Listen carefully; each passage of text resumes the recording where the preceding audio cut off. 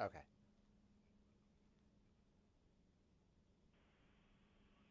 Hi, Candace. How are you? Hi, Greg. I'm doing well. How are you? Great, great. Thanks. Thank you so much for joining me. I really appreciate Certainly. it. You know, with April 15th quickly approaching, what do taxpayers need to know about the recent tax law changes?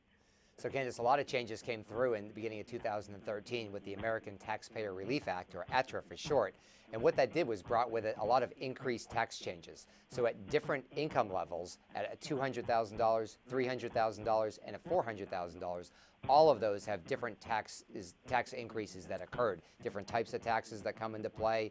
And that, coupled with other increases that impact really anyone that gets a wage, earns a paycheck, where they would have seen throughout the year a 2% increase in some of their Social Security withholdings. Really that, and then on top of that, some additional itemized deduction changes, creates some change that we want to make sure people understand. And so in the EY tax guide, again this year, we've kind of laid out what those changes are, how they're going to impact people in different tax situations. Maybe you're a self-employed individual, maybe you're a real estate investor, those kind of things. We try to lay out what things you should consider in light of these tax changes and just other deductions that are out there to take advantage of. And what steps can taxpayers take now that can make filing taxes easier?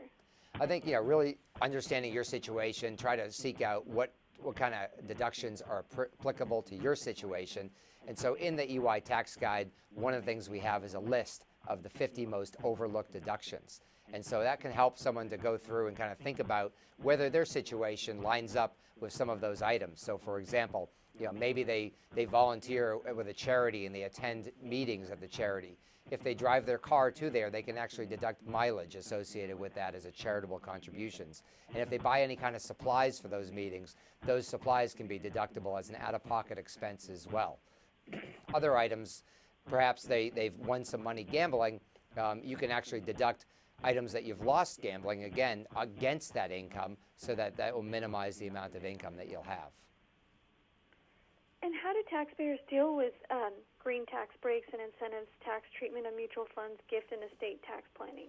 Right, so all of those items affect different taxpayers in different ways, so it's really applicable to understand what's appropriate for your situation. And that's one of the things that we try to do in the tax guide. If there's certain deductions that you may have, maybe they're education deductions, and see whether your income levels are appropriate to be able to take advantage of that. Maybe it's student loan interest that you can deduct if you're under certain income levels. All of that we lay out in the EY tax guide to try to help you through those situations. And what would you say are the most common tax filing errors and overlooked tax deductions? So we like our list, and we have a list of the 25 most common errors that people make. They're fairly simple ones sometimes, like check your math, but also look at your W-2 form that you received from your employer. Look at the 1099 form and look to see if there's mistakes in there, because they might not be right, and you want to get those corrected before you file. Also, an error can be getting too big a refund. You want to make sure if you're getting a big refund, that's your money the government's been holding all year. You could get that along the way throughout the year and put that aside for yourself in some type of savings. And do you have any additional tips or information you'd like to share with us? I think you can certainly get the EY tax guide online anywhere books are sold, or download the ebook version, or you can go to our website to get a free list of the EY, the top 25 common errors, as well as the top 50 overlooked deductions, and that's at ey.com/EY tax guide.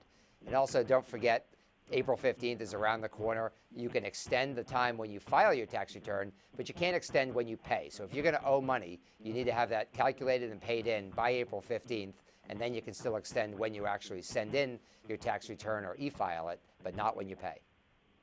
Well, thank you so much, Greg. I really appreciate you taking time out of your busy schedule. Have a great day. Thanks. Bye-bye.